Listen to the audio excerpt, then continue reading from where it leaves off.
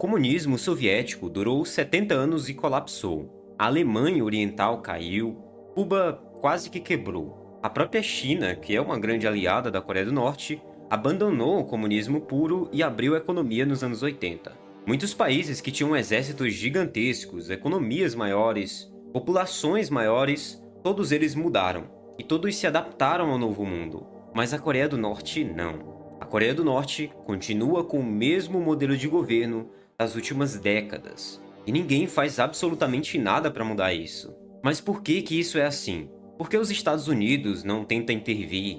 Por que os países da Europa não tentam intervir? Nesse vídeo, a gente vai responder essa pergunta de verdade. Você vai descobrir por que a China, que é um país tão diferente da Coreia do Norte, continua dando apoio a Pyongyang, por que os Estados Unidos, que invadiram vários outros países, nunca interviram na Coreia do Norte, e por que a Coreia do Norte precisa continuar existindo. E eu vou te mostrar que a resposta para isso daqui é bem mais desagradável do que você imagina.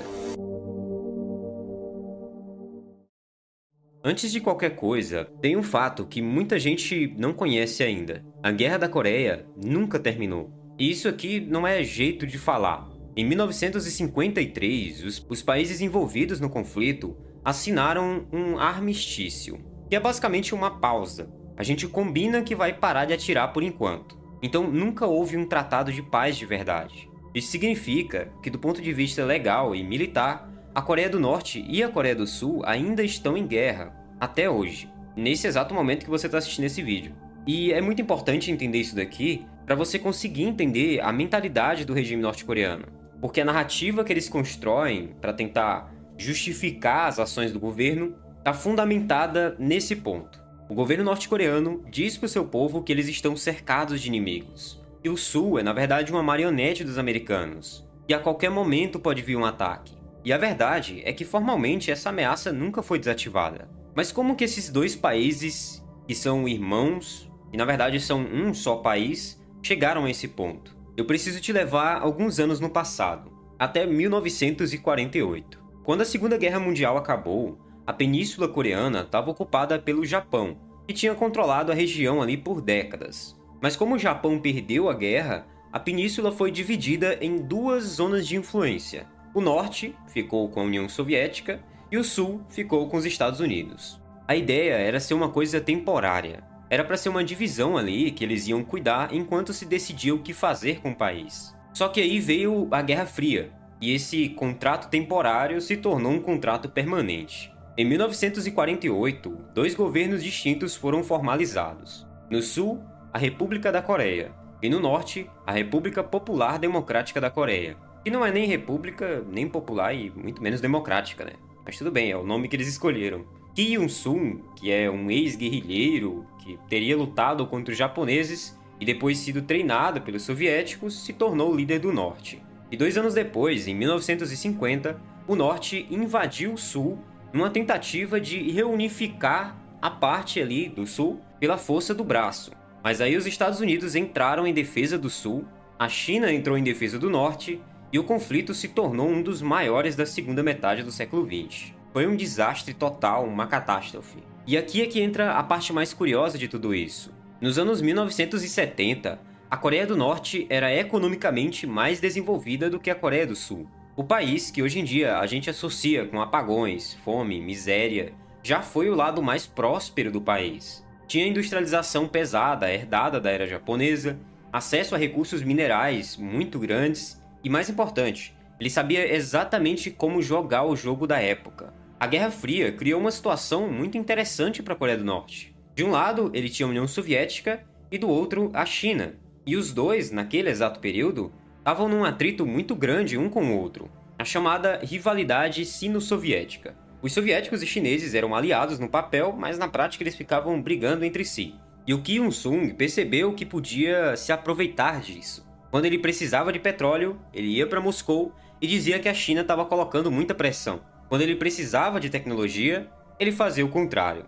E assim ele conseguia manter os dois países ajudando a Coreia do Norte, sem ter que se comprometer totalmente com nenhum deles. Mas o problema veio nos anos 90, e quando veio muito pesado. O fim da União Soviética, em 91, foi um terremoto para a Coreia do Norte. E não é exagero, tá, essa palavra. Do dia para a noite, o país perdeu seu maior fornecedor de petróleo subsidiado. Inclusive, perdeu o principal argumento que ele tinha contra a China. E daí a China começou a exigir mais coisas para a Coreia. E o resultado é basicamente isso que a gente vê hoje em dia. Entre 94 e 98, a Coreia do Norte passou por uma fome generalizada que os norte-coreanos chamaram de marcha árdua.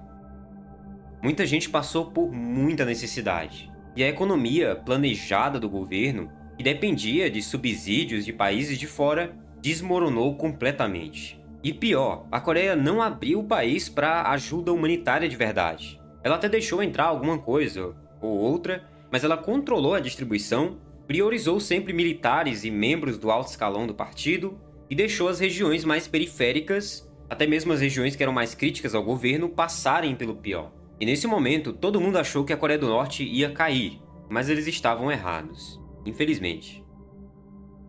A Coreia de hoje em dia é fundamentada em uma única coisa: o Juche.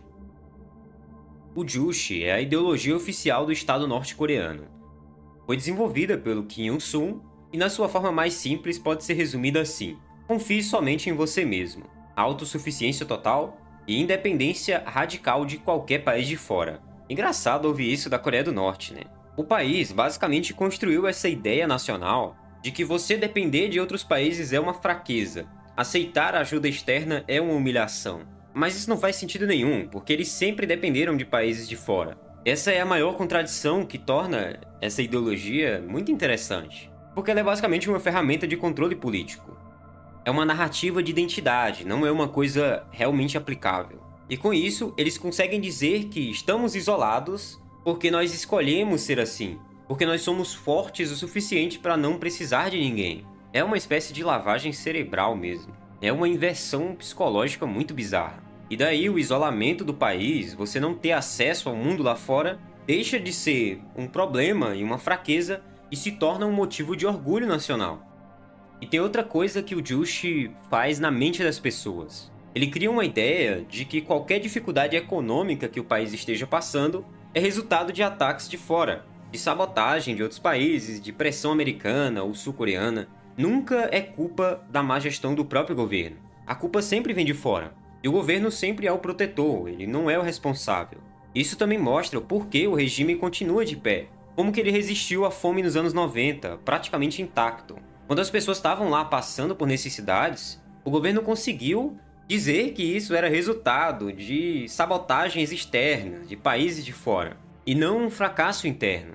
Mas eles nunca conseguiram mudar completamente a mente das pessoas. O ser humano sempre vai encontrar meios para escapar dessas coisas. Um grande exemplo disso é que durante a marcha árdua, quando o sistema do governo colapsou, as pessoas fizeram o que qualquer pessoa faz quando está sem opções, elas começam a se virar. Muitos mercados informais surgiram por todo o país. Pessoas vendendo o que tinham, roupas, ferramentas, comidas que elas conseguiam cultivar em pequenos lotes, trocas diretas entre vizinhos. Existiam muitas economias paralelas que surgiam de baixo para cima. Então o governo olhou para isso e teve uma decisão bem complicada.